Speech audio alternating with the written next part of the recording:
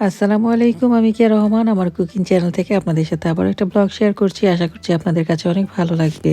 শীত যায় যায় আবার গরম চলে আসে, এমন একটা পরিস্থিতি আর কি। আবার গরম যায় যায় আবার শীত চলে আসে, এরকম ওয়েদারই আসলে যাইতেছে।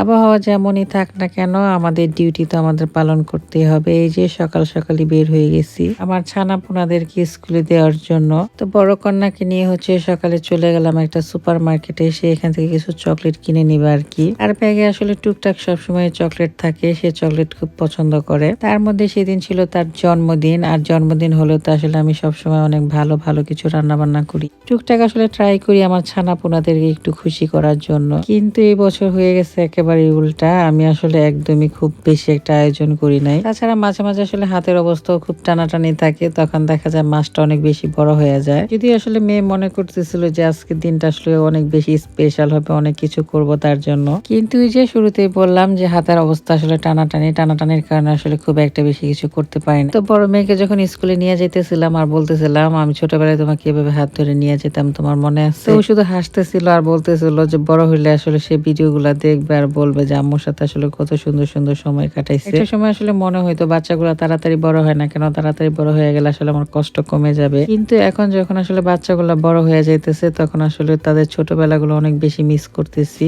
আর ইউরোপের স্কুলগুলোতে আসলে বাচ্চাদেরকে কিছুদিন পরপরই ঘুরতে নিয়ে ঠিক এরকম যত্ন সহকারে আসলে ম্যাডামরা তাদেরকে নিয়ে যায়, খুব সেফ ভাবে নিয়ে যায়। ব্যাপারটা আসলে খুবই সুন্দর, দেখতে আসলে খুব ভালো লাগে। আর যাই হোক, কন্যাকে আসলে স্কুলে দিয়ে তারপরে এখন চলে যাব বাসায়। আর এইদিকে আমি এই যে ফুলগুলো দেখলেই এরকম ভাবে দুষ্টামি শুরু করে দিই।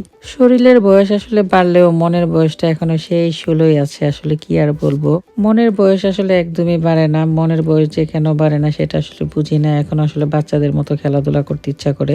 মাঝে মাঝে মনটা চায় আকাশে উড়ে যায়, পাতালে চলে যায়, কোথায় কোথায় চলে যায়। তো যেখানেই যায় না কেন দিন শেষে এই যে ঘর, আমার রান্নাঘর, এটা আমার শান্তির জায়গা। এখানে আসলে আমি রান্না বান্না করি আর সবার জন্য মজার মজার রান্না করি, আর সবাই অনেক মজা করে খায়। এটা আসলে আমার অনেক ভালো লাগে। জীবনের বেশিরভাগ সময় আসলে রান্না করে কাটাই দিতেছি, তারপরে আসলে মনের ভিতরে একটু দুঃখ নাই, মনের মধ্যে অনেক শান্তি।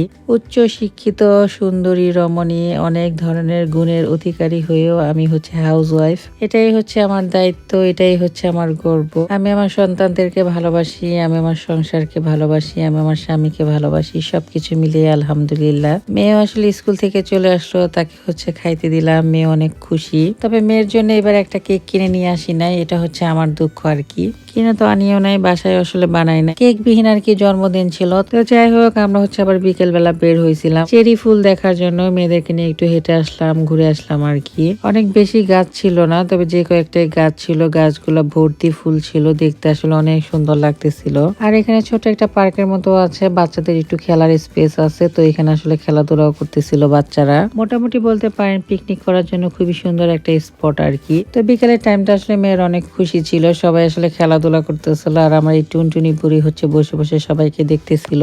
আমরা আসলে অনেক বেশিক্ষণ ছিলাম না এখানটায়, খুব অল্প সময় ছিলাম, কারণ ধীরে ধীরে আসলে দেখতেছিলাম মানুষের ভিড় হইতেছিল প্রচুর পরিমাণে। আর আমি একটু ভিড় থেকে দূরে থাকতেই পছন্দ করি, আমার প্রচন্ড ভিড় একদমই পছন্দ না। আমি একটু শান্তিপ্রিয় মানুষ, খুব একা একা থাকতেই বেশি পছন্দ করি। তবে প্লেসটা কিন্তু অনেক সুন্দর ছিল, আর এই ফুলগুলা দেখে তো একদমই মনটা একেবারে ভরে গেছে। একদম পিঙ্কিশ পিঙ্কিশ কালার ছিল, দেখতে আসলে কত ভালো লাগতেছিল। পুরা গাছ জুড়ে আসলে ফুল ছিল, মানে একদমই যদি মানুষ না থাকতো, কোনো কোলাহল না থাকতো, তাহলে আসলে এই জায়গাটায় যে এত ভালো লাগতো।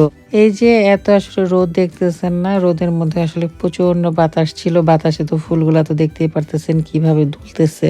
এই এই দেশের পচা মার্কা ওয়েদার আর কি। তো যাই হোক, সবকিছু মিলে খুবই ভালো একটা দিন পার করছি। তবে মেয়েটার মনটা একটু খারাপ ছিল, তাকে আসলে কেক এনে দেওয়া হয় না। তাছাড়া আসলে আজকে তাদেরকে খুব তাড়াতাড়ি আসলে ঘুম পাড়ায় ফেলছিলাম, একেবারে 7টার দিকে ঘুমানায় ফেলছিলাম, এর জন্য একটু মনটা খারাপ ছিল তাদের। মেয়েকে বললাম আসলে যে কোনো একদিন অবশ্যই তুমি কেক পাবা, তোমাকে একটা ট্রিটও দেওয়া হবে খুব শীঘ্রই। সেই ভিডিওটা দেখার আসলে সবাই অপেক্ষা থাকেন। আর আজকের মতো এই পর্যন্ত, সবাই অনেক ভালো থাকবেন। আসসালামু আলাইকুম।